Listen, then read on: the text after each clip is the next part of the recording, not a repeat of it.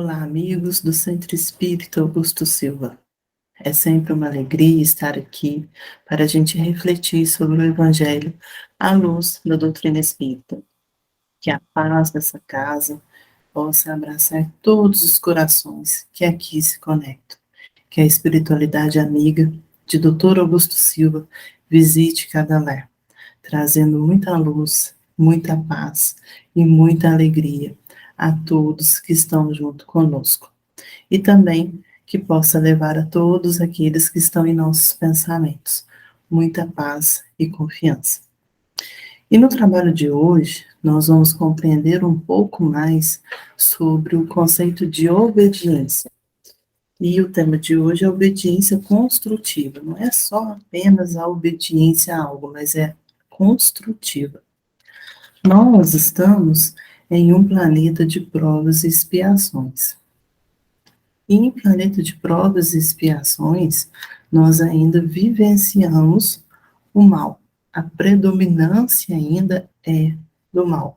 O bem, ele está começando a ser construído. E se existe mal, há sofrimento. O sofrimento ainda está muito presente em nossa humanidade. E aí cabe a nós entender o porquê do sofrimento, o porquê desses desafios, ou nos rebelarmos. Mas quanto tempo nós já estamos nessa posição de rebeldia? Quanto tempo estamos fechando os nossos olhos e tapando os nossos ouvidos para os ensinos de Deus, para compreender qual é o nosso papel aqui? Já chega. O convite de hoje é para mudança, para uma obediência construtiva. É necessário refazer as nossas construções. E como o próprio Cristo nos disse em seu Evangelho, que não sairíamos do mundo sem antes resgatar a última moeda de pagamento. São construções antigas que fizemos e que necessitam reparação. Necessita fazer uma limpeza, uma reorganização. E um grande exemplo disso, dessa reorganização, desse novo modo de viver e trabalhar, é Paulo de Tarso. Quando ele era Saulo, ele desejava extinguir todos os cristãos. Ele pregava a lei de forma muito severa. Tanto que temos na obra Paulo de Tarso, ali, a condenação de Estevão. Lembrando que nós estamos em dezembro, né? Hoje são 7 de dezembro de 2022, e estamos tendo aqui em Lavras a 39ª Feira do Livro Espírita, que, graças a Deus, temos a oportunidade de tê-la presencial. Fica o convite a todos para estar visitando a feira e tendo contato com todas as obras que serão aqui citadas. Mas retornemos à lição. Paulo, quando está preso em Roma, ele escreve uma carta aos Efésios, em que ele coloca assim: e assim vos rogo eu, o preso do Senhor, que andeis como é digno da vocação com que fostes chamado. Ele não fala que foi preso por romanos, por judeus, por saduceus, por fariseus, não. Ele deixa claro que foi preso pelo Senhor. O que será que isso significa? É a carta aos Efésios, capítulo 4, primeiro versículo. E Emmanuel, na obra Vinha de Luz, o capítulo 126, ele já traz para nós que o Paulo é o grande exemplo de humildade. Ele tinha um modo de vida, ele tinha sua crença, ele seguia as leis de forma correta, porém ele estava equivocado em seu orgulho, em seu egoísmo, e aí ele tem que se renovar, ele tem que se reorganizar os seus pensamentos e os seus sentimentos, para que seja uma ferramenta do Pai. E isso demanda muita humildade, deixando de lado o egoísmo, vaidade, tudo isso. Sair realmente da zona de conforto. E ele fala, Paulo de Tarso declara-se prisioneiro do Senhor, e não dos romanos. Nem comenta a situação delicada que vive, não nomeia algozes, não relaciona lamentações, compreende a sua tarefa com Cristo e, ciente dos seus deveres sagrados, dá-se prisioneiro do Senhor. Como que está a nossa relação com a vida? Será que a gente consegue realmente compreender quais são os nossos deveres? Quais são as construções antigas que temos dentro de nós e que necessitam essa reparação, essa reforma? Será que temos humildade suficiente para fazer essa reforma, para mudar a nossa forma de pensar? Emmanuel ainda coloca: Paulo obedece e renova o pensamento, fortalece-se espiritualmente e vai à tarefa, obediente e resignado. Ele passa 3 anos no deserto refletindo sobre o convite do Cristo, tentando compreender qual era a sua verdadeira tarefa e como agir. E após esse período de exílio que ele passa, em que ele realmente medita, em que ele vai para o seu deserto, na verdade ele foi para o deserto físico, mas trazendo essa imagem do deserto, aquilo que é árido, seco, que não tem manifestações externas que nos distraem. Então, é o nosso templo mais íntimo da alma. Então, a gente precisa fazer esse recolhimento, porque em nossa cidade nós não vamos encontrar o deserto, mas ele está aqui dentro de nós. É nessa essência que nós vamos nos conectar com o Pai. E é lá que nós vamos compreender o como devemos mudar e qual é a nossa verdadeira tarefa. E aí, quando tivermos direcionado, quando tivermos um objetivo, um foco, que a gente seja resignado, ou seja, confiante, reorganizado, para que qualquer situação adversa chegue, a gente se mantenha de pé, a gente se mantenha confiante. Paulo, quando ia fazer as suas pregações, por diversas vezes ele foi apedrejado, ele foi criticado, ele foi zombado, mas ele estava internamente construído no bem, fortalecido. Então, tudo que chegava até ele não abalava. Ele estava realmente verticalizado com o Pai, com Jesus. E isso demanda submissão. Isso demanda entrega de nós. Isso demanda o sacrifício da nossa personalidade. Porque nós temos que lembrar que somos espíritos, somos individualidade, somos essência, somos luz. Emmanuel, na obra Pão Nosso, nos traz algumas anotações. Se o homem ainda não pode definir a própria submissão por virtude construtiva, é que atende, antes de tudo, aos impulsos baixos da natureza, resistindo ao serviço da alta elevação. Quase sempre transforma a obediência que salva em escravidão que condena. Então, enquanto persistir isso, esse conceito de obediência, aquilo que aprisiona, aquilo que transforma em castigo, a gente vai estar atendendo a nossa personalidade, atendendo aos nossos instintos mais materiais, animais. Nós temos que lembrar das nossas virtudes.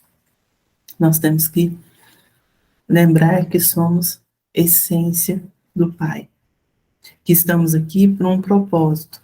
Tudo tem um propósito, tudo tem um objetivo. E a natureza, ela está cercada de exemplos. Basta que cada um de nós possa observar.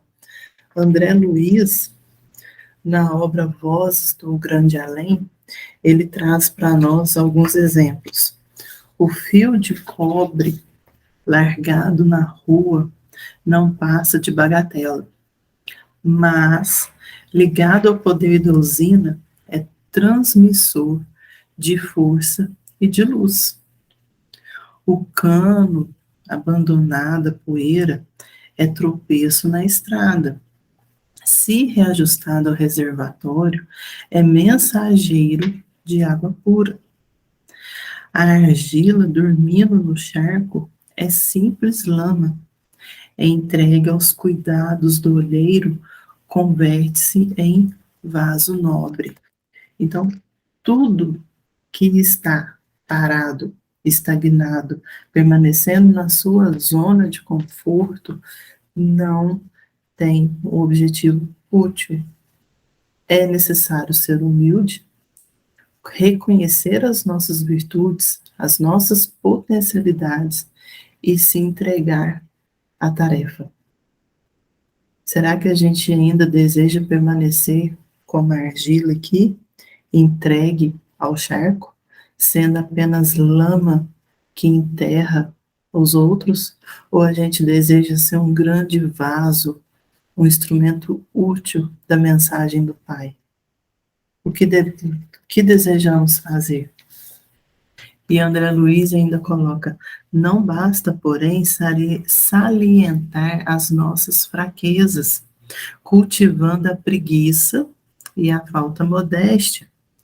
É imprescindível abraçar a verdadeira humildade, com obediência e disciplina, porque trabalhando e servindo, amando e ajudando, lutando e sofrendo, será possível compreender a divina vontade.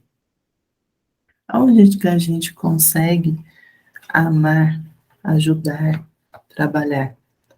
Dentro do nosso próprio lar. Estamos reunidos em nome do amor, em nome de Deus, para fazer uma nova construção.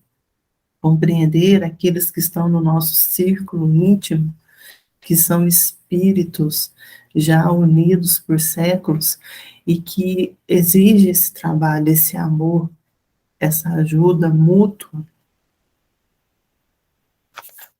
E ainda recorrendo a Emmanuel, a obra Luz e Vida, ele traz para nós a liberdade. Porque quando a gente conseguir compreender, sair da nossa zona de conforto, porque muitas vezes estamos sofrendo e não temos consciência disso, que a gente está entregue à preguiça, então quando a gente sair da zona de conforto, fizer esse movimento e ser obediente à vontade divina, nós vamos ter liberdade. E ele coloca assim: liberdade tem o tamanho dos deveres cumpridos. Sem ordem e sem limite, a vida seria um caos. Vamos imaginar o nosso trânsito da nossa cidade, aqui de Lavras, ou da sua cidade, de quem está aí assistindo no YouTube. Se não tivesse leis, como que seria? Seria exatamente um caos, uma confusão.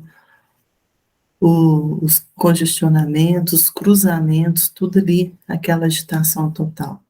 Então, se para a matéria a gente necessita de leis, leis ainda transitórias que se modificam a todo instante, nós, espíritos, também temos as leis. E onde que ela está escrita? A lei de Deus. Na nossa consciência. E para a gente acessar esse livro da consciência, é necessário silenciarmos. É necessário acalmar a nossa multidão.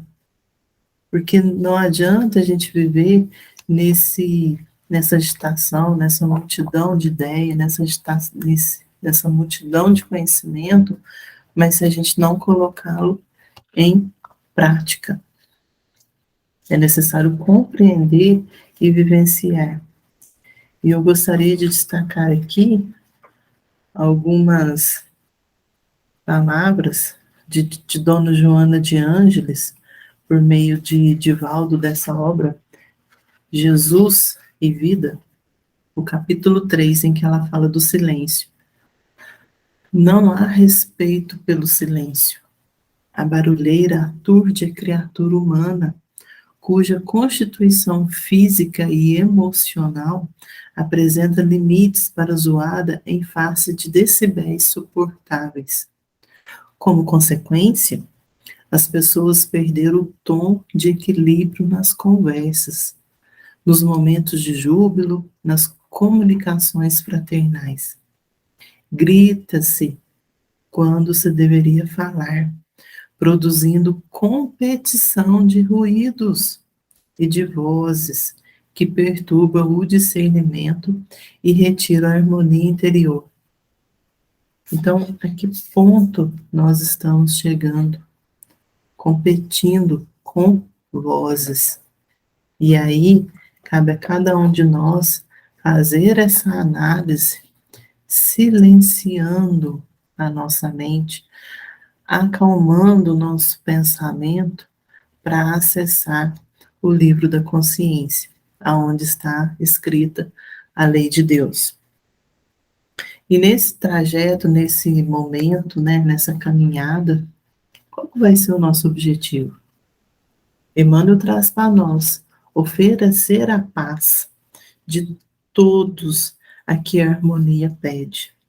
Rebeldia é o orgulho impondo cegueira ao coração. Enquanto permanecermos estagnados, rebeldes diante da dificuldade da vida, o nosso coração não se resignará daquela tarefa que nos cabe. E Emmanuel continuou: não há progresso sem esforço, vitória sem luta, aperfeiçoamento sem sacrifício, como não existe tranquilidade sem paciência. Observemos os atletas em uma maratona ou até mesmo nas Olimpíadas. Quanto tempo eles passam treinando para conseguir ali um resultado positivo, para conseguir a vitória, às vezes, de 1 segundo no seu tempo, para conseguir ser classificado naquele mundial e chegar até mesmo ao pódio. São meses, anos. Há toda uma mudança na sua vida, uma mudança na sua dieta, uma mudança na sua rotina, uma entrega incessante para aquele esporte. Mas podem ter certeza que todos aqueles que se entregam a essa tarefa se entregam por amor. Pergunte aos atletas, eles se entregam com alegria e, acima de tudo, reconhece as suas imperfeições e aceitam que o seu treinador faça as correções necessárias. Porque se o atleta permanecesse ali, não, eu sou o melhor, eu sou o bom, eu não tenho técnica correta, não tem nada de errado, ele não consegue evoluir. Ele não vai conseguir resultados positivos. Então, cabe a ele a humildade de reconhecer, estou fazendo errado, preciso mudar. A minha alimentação está incorreta, o meu sono, a minha rotina não está adequada. Ter essa humildade, sair da zona de conforto e mudar para conseguir resultados positivos, atingir o seu objetivo. Este é só um exemplo material. E aí a gente tem que trazer para a nossa vida, para o nosso íntimo. O que eu estou alimentando de errado? Quais são as obras que estamos acessando? Vídeos, séries, mensagens. O que está sendo de alimento? Será que estamos alimentando ainda o orgulho, mantendo o nosso coração cego?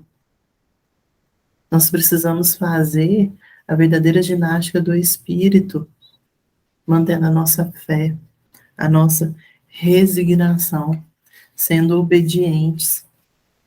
E no Evangelho segundo o Espiritismo, capítulo 9, bem-aventurados os que são brandos e pacíficos, é o título desse capítulo. Ele traz exatamente o que é obediência e o que é resignação. Porque a gente acha que ser obediente e resignado é simplesmente negar o nosso sentimento e a nossa vontade. Não é. Olha o que o Evangelho coloca para nós. A obediência é o consentimento da razão. A resignação é o consentimento do coração.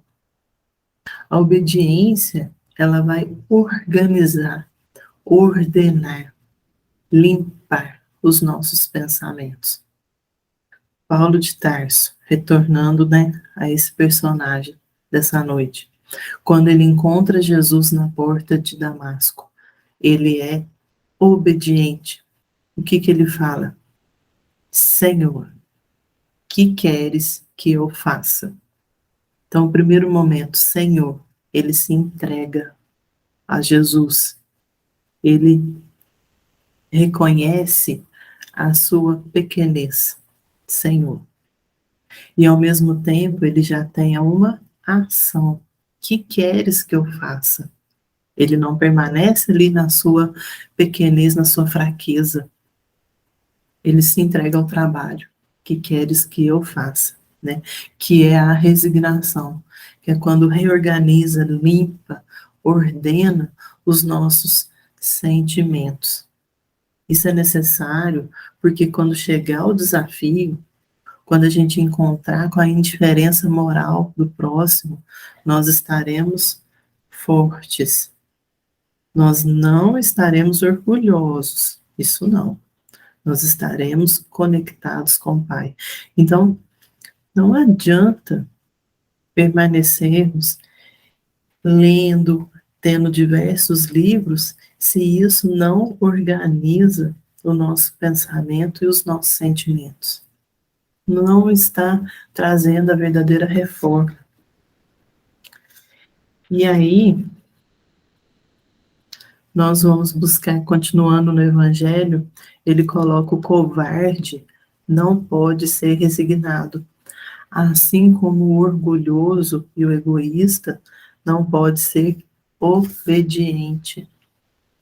Ai do espírito preguiçoso, ai daquele que cerra seu entendimento, aquele que fica fechado, adquirindo as obras, lendo, mas não permite que ela areje o seu pensamento. Não só as obras, mas um grupo de estudo em que tem ali diversos corações auxiliando e ele não permite que o seu entendimento seja modificado. Ai daquele que assim permanece, que está falando no Evangelho. Toda resistência orgulhosa terá de cedo ou tarde ser vencida. Bem-aventurados os que são brandos, pois prestarão dócil ouvido aos ensinos. Nós temos que nos manter doces, humildes, serenos aos ensinos que nos chegam. O universo, a todo instante, conspira para isso, conspira pela nossa melhoria. Então, que possamos a cada dia nos entregar nessa obediência construtiva, nos entregar a Deus e a Jesus. E para fechar este momento, eu trouxe um trecho de um poema de Maria Dolores. Ele está intitulado Poema da Disciplina. Está na obra Encontro de Paz. Ela coloca assim: houve o silêncio e o homem transformado. Fitou lá fora o chão recentemente arado. Depois Ergueu o olhar para os astros distantes e exclamou para os céus, em êxtase profundo: Sê bendito, Senhor, pela escola do mundo, tudo que serve, apoia, aprimora e ilumina, tudo que a evolução entesoura e contém. Veja agora, na luz da disciplina, ajuda-me a servir para o infinito bem. Valoriza, Senhor, dos dias meus e por tudo que a vida me oferece, seja no dom da fé, por bênção que me aquece, ou na fonte do amor, que me renova e me ensina. Obrigado, meu Deus. Uma boa noite a todos. Estejam sempre com Jesus e muita paz. E até o nosso próximo encontro, aqui toda quarta-feira.